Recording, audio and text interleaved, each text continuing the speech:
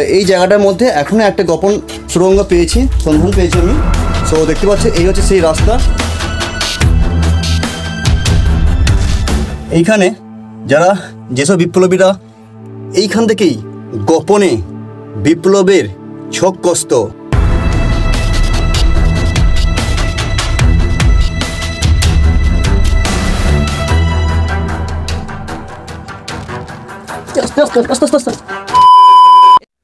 বন্ধুরা, আগের ভিডিওতে আমরা দেখিয়েছি রাজা উদয়নারায়ণের তৈরি নারাজল রাজবাড়ি ও রানী অঞ্জলি খানের তৈরি রাজ কলেজ এবং প্রাচীনতম দুর্গা মন্দির এবং মোহনলাল খানের মা নিস্তারিণী দেবীর তৈরি মৃত্যুঞ্জয়ী শিব মন্দির, রাসমঞ্চ, হাওয়াখানা এবং মোহনলাল খানের পঞ্চম পুত্র ব্রজকিশোর খানের তৈরি ষষ্ঠ শিব মন্দির এবং গোবিন্দজিউর মন্দির ও তাদের গড়ে ওঠার কাহিনী।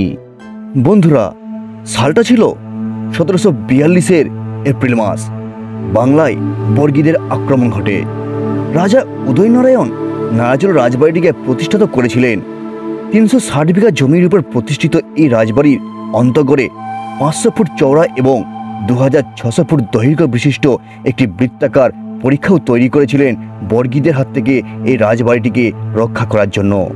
কিন্তু এই রাজবাড়িটিকে বর্গীদের হাত থেকে রক্ষা করলেও রক্ষা করতে পারেননি ইংরেজদের হাত থেকে। দখল করে নেয় রাজবাড়িটিকে, আর তারপর থেকেই শুরু হয় রাজবাড়ির আসল রহস্য। নারাজল রাজবাড়িটি স্বাধীনতা আন্দোলনের প্রেক্ষাপট কতটা ছিল এবং এই রাজবাড়িতে অবস্থিত বিপ্লবীদের গোপন আস্তানা ও গুপ্ত সুড়ঙ্গ এবং গুপ্ত কক্ষগুলিকে সম্পূর্ণভাবে ঘুরিয়ে দেখাবো আজ এই ভিডিওর মাধ্যমে। বন্ধুরা, এটি হলো লঙ্কাগড় বাজার। এই লঙ্কাগড় বাজারের বিপরীতে আছে মোহনলাল খানের শখের জলহরি। নারাজলকে যাওয়ার আগে পড়বে লঙ্কাগড়, আর এই মুহূর্তে আমরা এসে দাঁড়িয়ে আছি লঙ্কাগড়ে সেই জলহরিতে। তো দেখতে পাচ্ছ, এই হচ্ছে সেই জলহরি, যেখানে 60.5 বিঘা জমিকে খুঁড়ে করা হয়েছিল একটি পুকুর, আর সেই পুকুরের মাঝেই তৈরি করা হয় এই জলহরিটিকে। এইটিকে স্থাপন করেছিল মোহনলাল খান। হ্যাঁ বন্ধুরা, এই লঙ্কাগড়ে 1818 সালে 60.5 বিঘা জমি খুঁড়ে শখের এই জলহরিটিকে তৈরি করেছিলেন মোহনলাল খান। তখনকার দিনে এটি তৈরি করতে খরচ হয় 80,000 টাকা, কিন্তু এখন এটিও রক্ষণাবেক্ষণের অভাবে দিনে দিনে অন্ধকারে গ্রাস করে চলেছে।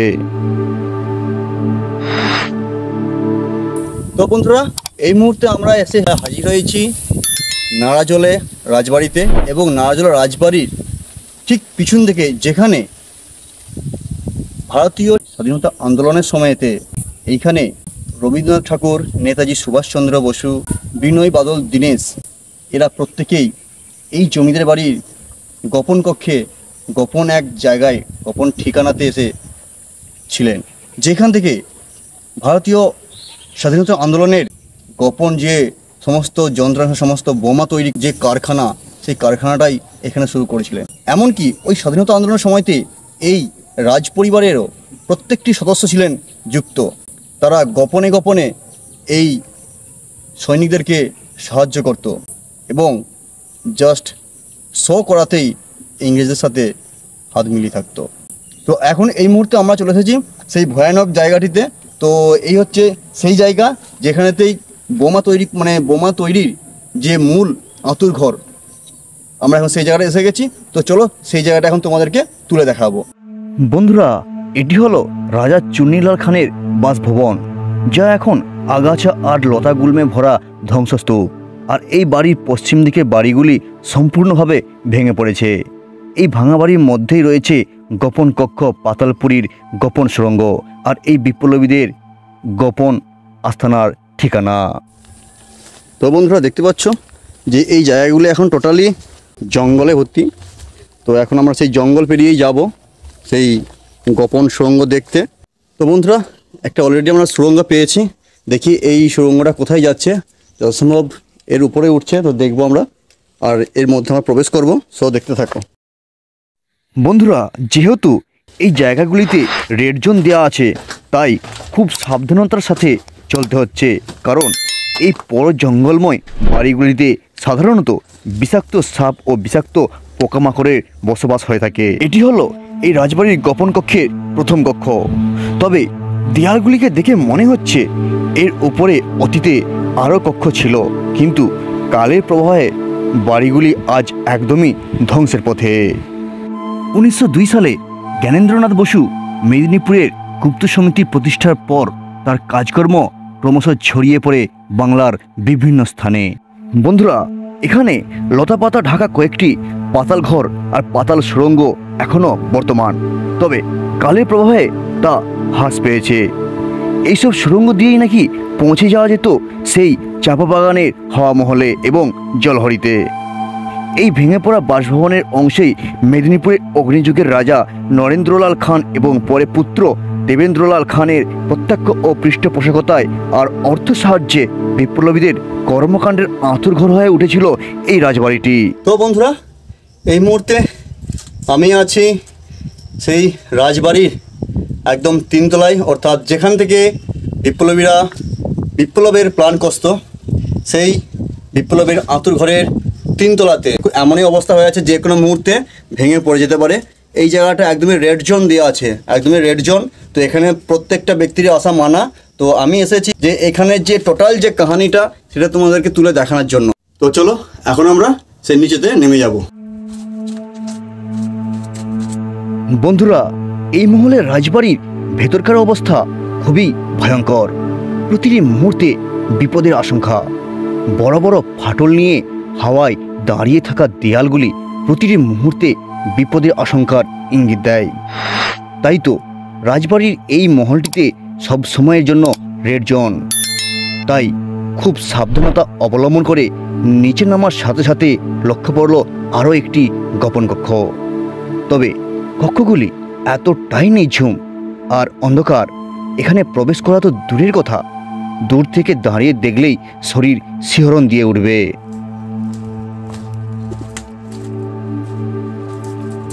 বন্ধুরা, এই একটা গোপন কক্ষ পেয়েছি, বাট এই কক্ষটাকে বন্ধ করে দেওয়া হয়েছে। ওই অন্ধকার দেখতে পাচ্ছ।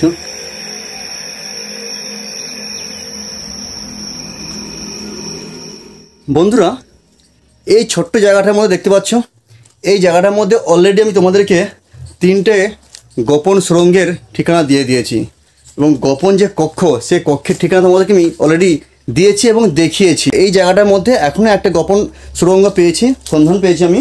সো দেখতে পাচ্ছ এই হচ্ছে সেই রাস্তা। তো এই রাস্তার মধ্যে রাস্তাটা গিয়ে কোথায় শেষ হয়েছে সেইটাই এখন তোমাদেরকে দেখাবো। ওকে, তো বন্ধুরা, এই হচ্ছে বিপ্লবীদের একটা গোপন কক্ষ, খুবই ট্রাপ, যেটা এখান থেকে খুঁজে বের করা যে এখানে বিপ্লবীরা কোথায় থাকবে, কিভাবে আছে, কোনখানে আছে, সেটা যে খুঁজে পাওয়া খুবই টাফ, সেটা এখান থেকে বুঝে যাচ্ছে। দেখতে পাচ্ছ এই একটা ছোট্ট একটা কক্ষ, এবং যার রাস্তা হচ্ছে এইটা, এবং এই রাস্তাটা বেরিয়ে গিয়েছে একবারে বাইরের দিকে। সেই সঙ্গে গোপন রাস্তা হিসেবে আছে এই রাস্তা। তোমাদেরকে এই রাজবাড়ির এনাচে কেনাচে ঐতিহাসিক যা ঘটনা আছে সমস্ত A to Z আজ তুলে ধরবো এই ভিডিওর মাধ্যমে। সো ভিডিওটা কন্টিনিউ করতে থাকো। সো বন্ধুরা, দেখতে পাচ্ছ টোটালি একদম ওপাক অন্ধকার। এই হচ্ছে গোপন কক্ষ, মানে যেখানে কেউ লুকিয়ে থাকলে একদমই খুঁজে পাওয়া যাবে না। সো এখানে আমি প্রবেশ করবো। দেখতে পাচ্ছ লাইটটা দেখাচ্ছি আমি। ও মাই গড, ধরো লাইটটা দেখো আমাকে। তো দেখতে পাচ্ছ বন্ধুরা, এই হচ্ছে গোপন সুড়ঙ্গের রাস্তা। এটা মানে যেটা বাইরে থেকে কেউ আক্রমণ করলে, অন্য কোনো রাজা যদি আক্রমণ করে, সেই ক্ষেত্রে এই রাজারা এইখান থেকে অর্থাৎ দিয়ে চলে যেত, কিংবা এইখানে যারা যেসব বিপ্লবীরা এইখান থেকেই গোপনে বিপ্লবের ছোকটা কষ্ট হয় এত গোপন সঙ্গে, এবং কেউ যদি জানতে পারতো তারা পালানোর জন্য এই গোপন সুড়ঙ্গটা দিয়েই চলে যেত। সো দেখতে পাচ্ছ এই হচ্ছে সেই গোপন সুড়ঙ্গ রাস্তা। তো চলো তোমাদেরকে আমি আরো দেখাচ্ছি। এই হচ্ছে দেখো রাস্তা, এই রাস্তাটি বয়ে গেছে, দেখাও। দেখতে পাচ্ছ বন্ধুরা রাস্তাটি কত সরু, জাস্ট একজন মানুষ যাবে এ পাশ দিয়ে। তো সেই রাস্তা দিয়ে চলে গেছে রাস্তাটি আবার সো দেখো, দেখতে পাচ্ছ এখনো চলে গেছে। এইখানে গিয়ে আপাতত শেষ হয়েছে, যেটা বন্ধ করে দেওয়া হয়েছে, যেটাকে বন্ধ করে রাখা হয়েছে। আস্তে আস্তে আস্তে আস্তে আস্তে আস্তে আস্তে একদম আস্তে, একদম আস্তে আস্তে আস্তে একদম আস্তে। চলো বেরিয়ে চলো, বেরিয়ে চলো, বেরিয়ে চলো তুমি। বন্ধুরা, এখানে বেশিক্ষণ থাকা যাবে না, বুঝতে পারছো। বিপ্লবীদের আত্মঘর খুঁজতে গিয়ে আমরাই শহীদ হয়ে যাবো। আস্তে আস্তে। ও শিট।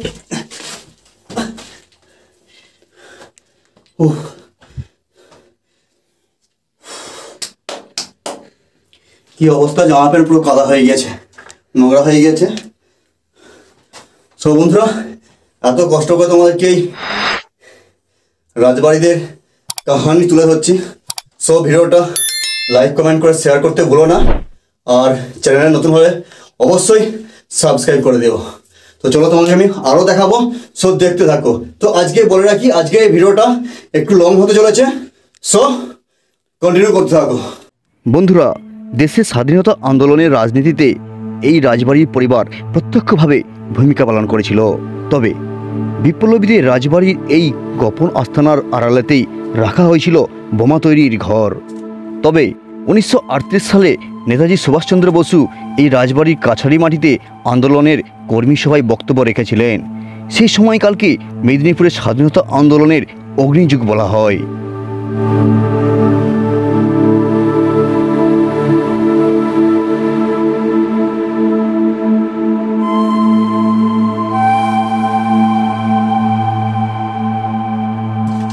আর এই হচ্ছে গেট, গেটটা এখানে বন্ধ করে দিয়েছে।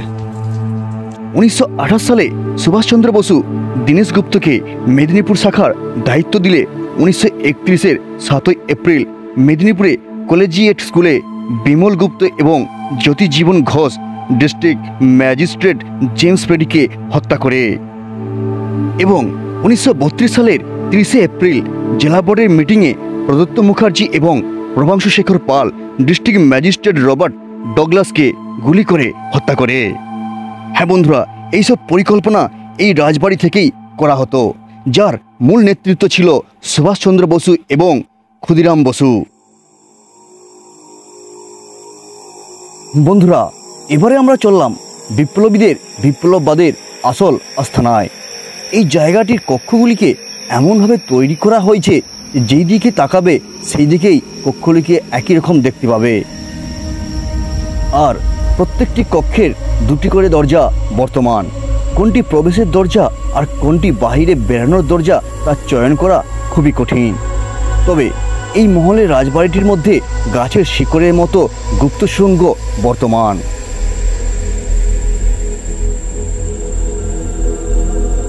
টোটালি বন্ধুরা দেখতে পাচ্ছ, এসব ছেড়ে পড়ে গেছে, কারণ এই জমিদার বাড়ি হচ্ছে প্রায় 600 থেকে 650 বছরের পুরানো হয়ে গেছে।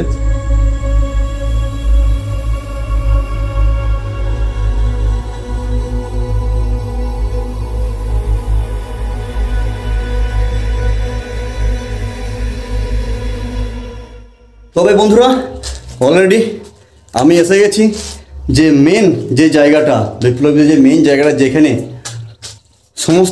সমস্ত অস্ত্র থেকে শুরু করে বোমা থেকে শুরু করে সেই অস্ত্রের তৈরি করার মূল যে কক্ষ, সেইটা হচ্ছে এই জায়গাটি। সো দেখতে পাচ্ছ আমার পিছনটা, পুরোটাই তোমাদেরকে দেখাচ্ছি আমি। এই রাজবাড়ির যে মেন যে গোপন কক্ষ, গোপন সুড়ঙ্গ, সেটা হচ্ছে এইখানে দেখতে পাচ্ছ। জাস্ট একজন প্রবেশ করবে। এই একটি কলঙ্ক কাটা আছে বড়, যেটা দেখতে একদম পুরো রাজবাড়ির গেটের মতো। আর পাশেই দেখতে পাচ্ছ এই যে একটা কলঙ্ক করা আছে ছোট্ট, যে কলঙ্কার সাইজে একটা ছোট্ট একটা নিচে কলঙ্ক করা আছে, যেটা গোপন সুড়ঙ্গ রাস্তায় আছে। কেউ চটকা দেখে বুঝতে পারবে না যে এই হচ্ছে সেই গোপন সুড়ঙ্গ। তবে এই রাস্তাটি কোথায় গেছে দেখবো। সো বন্ধুরা দেখতে পাচ্ছ পুরোই অন্ধকার। তো চলো এখন যাবো আমি ভেতরে। এখানে একটি কলঙ্কার করা আছে বন্ধুরা, দেখতে পাচ্ছ। তো এই হচ্ছে, এই পাশ দিয়ে একটা সুড়ঙ্গ চলে গিয়েছে, আর এই পাশ দিয়ে একটা সুড়ঙ্গ চলে গেছে। কেউই জানতো না যে এই সুড়ঙ্গটা অ্যাকচুয়ালি কোন দিকে গেছে। সব বন্ধুরা দেখতে পাচ্ছ এই যে সুড়ঙ্গটা, সবাই বলে যে এর আগে তোমাদেরকে যে লঙ্কাগড়ের যে জলহরি তোমাদের দেখিয়েছি, সেই জলহরিকে চলে গিয়েছে এই গোপন সুড়ঙ্গ। অনেকে আবার আজও পর্যন্ত ধাঁধায় পড়ে আছে যে এই সুড়ঙ্গটা আজ পর্যন্ত কোথায় গিয়ে শেষ হয়েছে। এখন বর্তমানে সুড়ঙ্গটি টোটালি বন্ধ করে দেওয়া আছে, যাতে কেউ ভেতরে চলে গেলে চাপা পড়ে কোনো রকম অঘটন না ঘটে, সেই কারণে বন্ধ করে দেওয়া আছে। আর এই একটি সুড়ঙ্গ, একই জায়গার মধ্যে দুটি সুড়ঙ্গ। তো চলো এখন আমরা বাইরে বেরিয়ে যাবো। হ্যাঁ বন্ধুরা, এই রাজবাড়ির প্রতিটি গোপন কক্ষে এই ধরনের গোপন সুড়ঙ্গ বর্তমান। তবে এই সুড়ঙ্গগুলি কোথায় গিয়ে শেষ হয়েছে তা আজ পর্যন্ত সম্পূর্ণভাবে অজানা।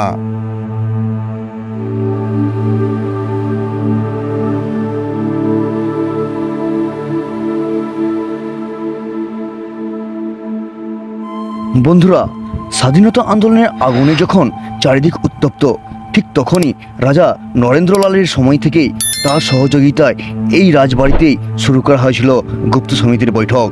এবং ওই সময়ে নিয়মিত যাতায়াত করতেন অরবিন্দ ঘোষ, হেমচন্দ্র কানুগো, বারীন্দ্র কুমার ঘোষ, মহাত্মা গান্ধী, ক্ষুদিরাম বসু, নেতাজি সুভাষচন্দ্র বসু। এইসব বিপ্লবীদের মেদিনীপুরে বোমা তৈরির প্রতিষ্ঠান থাকলেও আসলে এই রাজবাড়ির কক্ষগুলিতেই সেই সব অস্ত্রগুলিকে গোপন কারে রাখা হতো।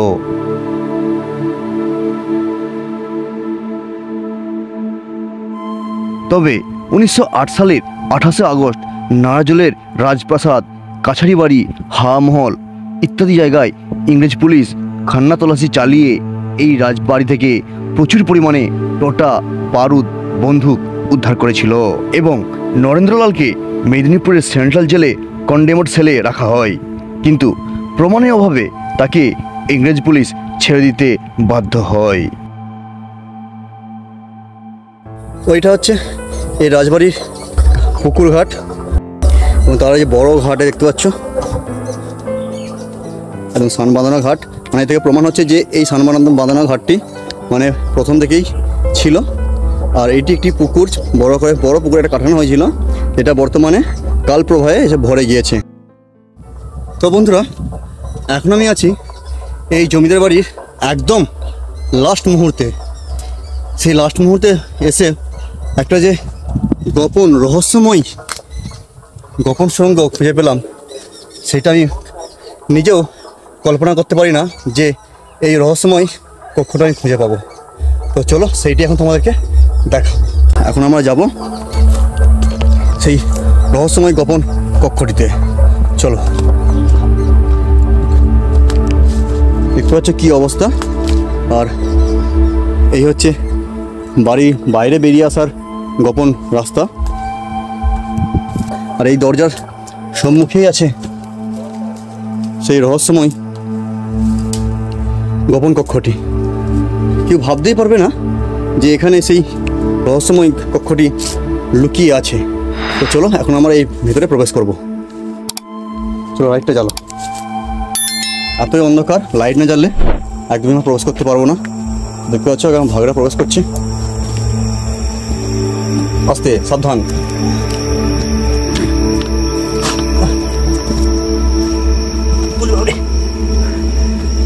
বন্ধুরা দেখতে পাচ্ছ এই গোপন কক্ষে প্রবেশ করার সঙ্গে সঙ্গেই দেখা যাচ্ছে একটি জিলনা, গোপন জিলনা।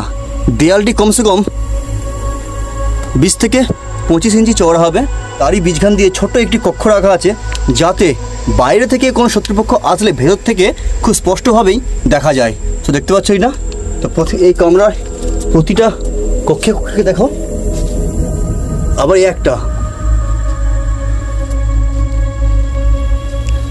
এখান থেকে এসে এই একটা। তো দেখতে পাচ্ছ, আমি দেখানোর চেষ্টা করছি।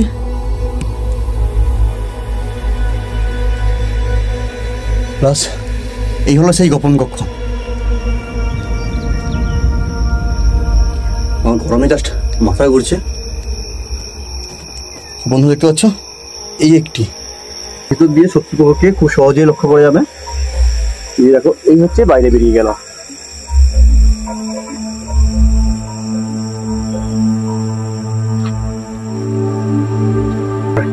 এই হচ্ছে সেই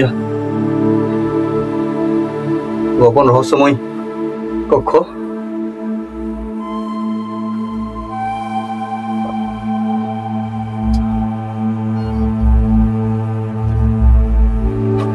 এটা হলো বন্ধুরা একদমই রেড জোন কক্ষ, এখানে প্রবেশ করা একদমই নিষেধ। এই মুহূর্তে আমি বাইরে বেরিয়ে যাচ্ছি।